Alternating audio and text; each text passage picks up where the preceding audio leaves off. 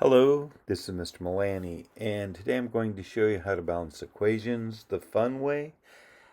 Now, I'm going to have to rely on a quote by Mark Twain here, where he said that genius is the art of remembering a great idea and then forgetting that you remembered it. So, I don't know if I was ever taught this. I do know it's how I do it now, and so I will just pretend I'm a genius and that I invented it. I have not seen anyone else teaching it this way. What you'll see is that I view this as just kind of like tennis, where you're just going to bounce from side to side, back and forth, rather than writing a list and doing it very meticulously. I find it quicker, and that there are basically four tricks to make this very quick and easy for 90% of the problems. Now, the first trick that I have for this is that I look at the equation I'm to balance, and I look to see if there's a polyatomic ion. In other words, I look to see if there's anything in parentheses. If I see that, I'm going to look on the other side to see if the polyatomic ion stays together. And if it does, then I'm going to treat that as if it's just one thing.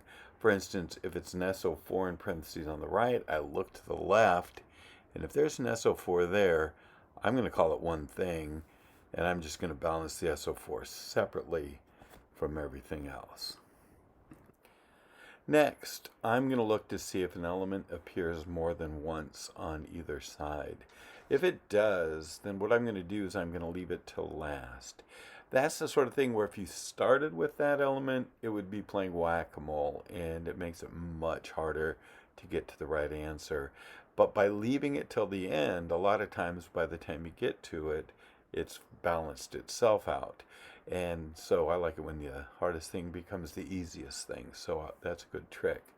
Third trick I have for you is that if there's a subscript 2 on one side and a subscript 3 on another, just put a 3 in front of the 2 and a 2 in front of the 3 so that both equal 6. Now, you'd get there on your own, but this happens so frequently that to just make it an automatic thing really will speed things up a lot for you as you balance equations. Next, finally, if you have a diatomic molecule on one side, but the other side has an odd number of that element, you'll need to multiply everything by 2 at the end to make sure that the odd number becomes even, which will allow you to finish balancing the equation. Here we have our first example, the Haber process. It's the synthesis of ammonia, NH3, from hydrogen and nitrogen gases. Now, what we'll see here is that there's nothing obvious jumping at us, no polyatomic ions, no two of anything on either side. So we'll take a look here at nitrogen. That's a good spot to start. And I have 2 nitrogen here on the left. Now, that means that there's got to be 2 nitrogens over on the right. So I will put a 2 in front of NH3. That will mean we have 2 molecules of ammonia. But 2 NH3 and 2 molecules of ammonia means I have 6 hydrogens now on the right, which means I have to have 6 on the left. And here's our 2, 3 trick making an appearance. So I'll put a 3 in front of the hydrogen, and now we have a balanced equation. Now, this means that 3 hydrogens plus 1 nitrogen make 2 ammonia, or how you need to think from now on, 3 moles of hydrogen plus 1 mole of nitrogen react together to create 2 moles of ammonia gas. That's how you need to think to get this straight in your head and make the next step easier for you.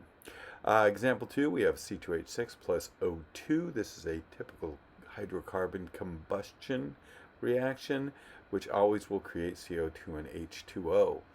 So here we have another one of my tricks making an appearance, which is that there's oxygen appearing 2 times on the right-hand side.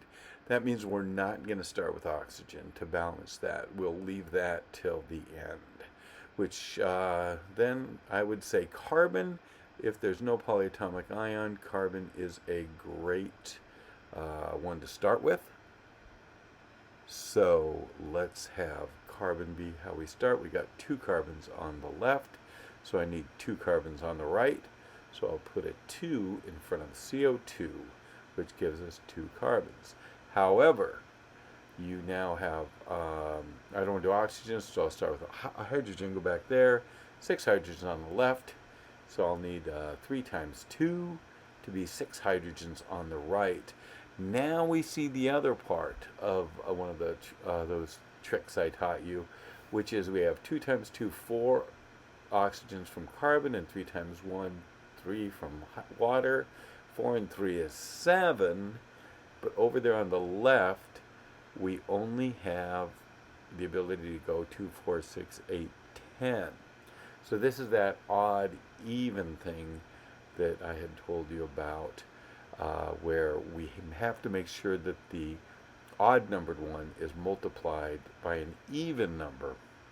So what we'll do is we'll just double everything. So 2 becomes a 4, the 3 becomes a 6, and over there on the left where it was blank, 1 becomes 2. Now, notice I left it blank, inferring or implying that there's 1. That's what the pros do. If you put a 1 there, it just screams to everybody that you're a noob at balancing equations, and we don't want them to think that about you.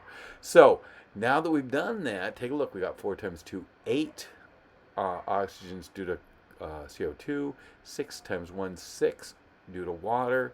8 and 6 is 14. That's an even number, which allows us to then go back to the other side and say, well, what number times 2 equals 14? And that would be 7. So we have now balanced this equation. And that takes care of that. Next, example number 3, iron 3 bromide plus sulfuric acid forms iron 3 sulfate plus hydrobromic acid. So as I look at this, I see a polyatomic ion. The parentheses is a clue that that would be a great place to start. So I think, yep, there it is. So I'm going to look to the left to see if SO4 stays as SO4, and it does. So I'm going to start with that. On the right, SO4, there's 3 of them. So I need 3 SO4s on the left. So I'm going to put a 3 there. Now this is by putting a 3 there, it changes how many hydrogen we have, which is 3 times 2. That's 6 hydrogen. So I'm going to go over to the right, and I see that there's 1 hydrogen there, so I need to multiply that by 6 for there to be 6 hydrogens. But doing that changes the bromine, which means now I have 6 bromine on the right. I look over to the left, I see 3 bromine. What number times 3 equals 6? Why, it's 2. So that balances the bromine, but I look and I got 2 iron now, and I look over to the right. Hey, there's 2 iron there.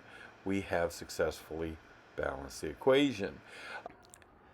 So this video was quick overview of the 4 tricks and applying them to 3 examples. I think that many of you will be able to just run with this, practice, applying these to balancing equation worksheets.